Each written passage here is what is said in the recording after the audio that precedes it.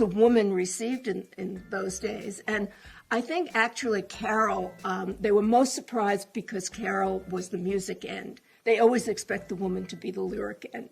So I lived up to that. I just never thought of, was I facing any doors that weren't opening because I was a woman? Every door opened. The stereotype that women can't really get into a groove on a piano. And then they heard Carole King and they knew women could.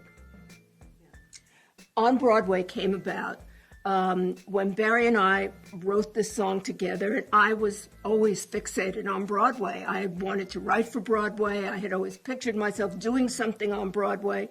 And so I wrote a song about a girl who lived in a small town and wanted to come to Broadway.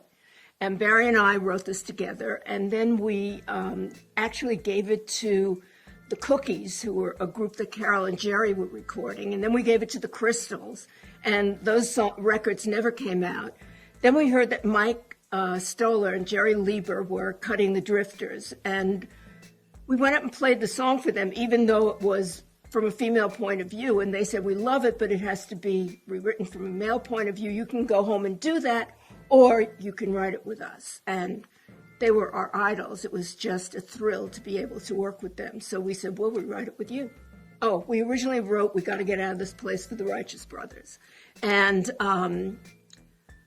we cut a demo that was very Righteous Brothers-ish. And then the demo was so good that Barry was going to put it out as a record. And George Goldner on Redbird Records loved it.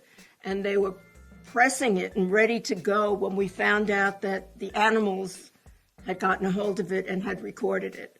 So the record was, in a sense, something to be joyous about, but it was something that I was very upset about because I loved my husband's record and I knew how much he wanted it to come out.